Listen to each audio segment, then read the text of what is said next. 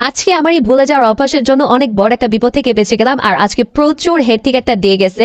সারাদিন আমি এত পরিমাণের ব্যস্ত ছিলাম, কি বড় বিপদ থেকে আজকে বাঁচলাম আর আবার একটা ব্যস্ততম দিন কিভাবে যায় সেটাই আপনাদের সাথে শেয়ার করব।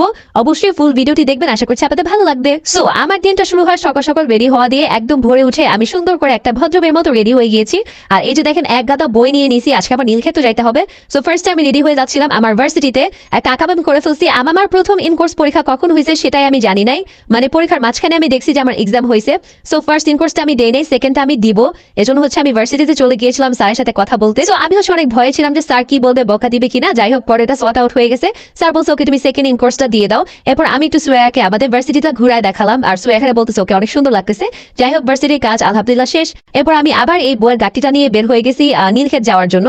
আচ্ছা, আপনারা কি আমার ভার্সিটি দেখে গেস করতে পারছেন যে আমি কোন ইউনিটে পড়ি? যদি গেস করতে পারেন অবশ্যই কমেন্ট করবেন। আর এই যে আমরা বাসে উঠে গেছি নীলক্ষেত যাওয়ার জন্য। বাসে ওঠার পর আবার প্রচুর খুব ছিল। এরপর আবার চলে গেলাম নীলক্ষেতে যে গিয়ে আগে আবার বইগুলো দিলাম, দেন গিয়ে আরো নতুন বই যেগুলো আমার লাগবে সবগুলো নিলাম। এখানে প্রায় আমি 2000 টাকার বই কিনছি। আর এখানে প্রথম ধরাটা আমি খাইছি। আমি একা একা কোনো কিছু করতে আসলে আসলে এগুলো হয়ে যায়। বই নাকি একটু দামাদামি করে কিনতে হয়। তো এখানে সুরাইয়া আমাকে আধা ঘন্টা বকছে, মানে এখানে ক্যামেরা দেখেও হাসতেছে। ক্যামেরা অফ করার পর ও আমাকে অনেক বকছে যে কেন আমি দামাদামি করলাম না। ও অন্যদিকে তাকাইছিল, এই মাঝে আমি টাকা দিয়েও দিছি। পরে আমাকে এগুলো বলে অনেক বকা দিছে যে তুই অনেক কেয়ারলেস হ্যান।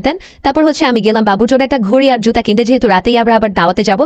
সোর জন্য একটা ঘড়ি জুতা কিনে এরপর মার্কেটে কাজটা সব শেষ করলাম। শেষ করে আমাদের এত ক্ষুধা পাইছিল, দেন কি খাবো হাতের সামনে, মানে সামনে দেখলাম যে শুধু আছে ফুচকা টুচকা। সো এটাই খেলাম, ফুচকা ভেলপুরি খেলাম দুজন।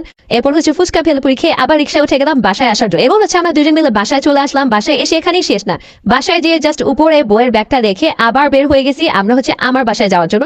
এখন আমি ছিলাম আমুর বাসায় আর এই যাচ্ছি আমার বাসায়, মানে আমার শ্বশুর বাড়ি।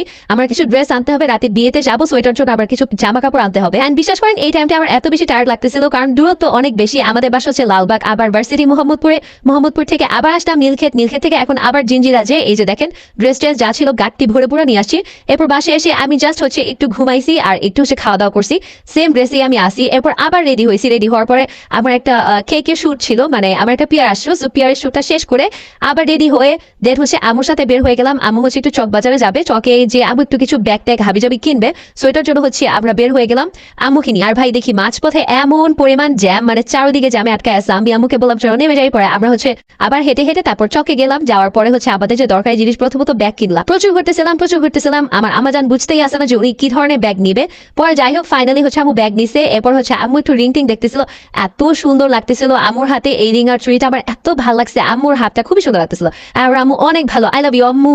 আম্মু আমাকে এই ব্রেসলেটটা কিনে দিছে, এত সুন্দর ছিল, মানে চুড়ি টাইপ ব্রেসলেট কাম এরকম কিছু। আম্মু আমাকে এটা কিনে দিছে, থ্যাংক ইউ আম্মু।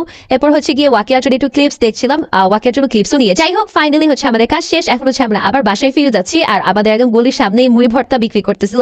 তাম্বু বলতেছিল চল আবার দুজন মুড়ি ভর্তা খাই। পর আমরা মুড়ি ভর্তাও খেয়েছি। আচ্ছা, এবার আপনাদেরকে বলি কি বড় বিপদ থেকে আমি বাঁচি। সেটা গিয়ে আমি ফুচকা খাওয়ার সময় আমার যে বইটা, আমি সদ্য বইগুলো কিনছি, এই বইগুলো গিয়ে আমি ফেলে চলে আসছিলাম। মানে আমি বইয়ের ব্যাগ নিতেই ভুলে গেছি। আমার 2 দিন পর এক্সাম, আমি যদি বইগুলো ফেলে রেখে চলে আসতাম আমি কিভাবে পড়তাম কি করতাম আই ডোন্ট নো। যাই হোক তারপর বাসায় এসে আমি আবার একদম সাথে একটু ফ্রেশ হয়ে রেডি হয়ে চলে গিয়েছিলাম আমার মামার আক্তের জন্য। So that's it for today, thank you so much for watching.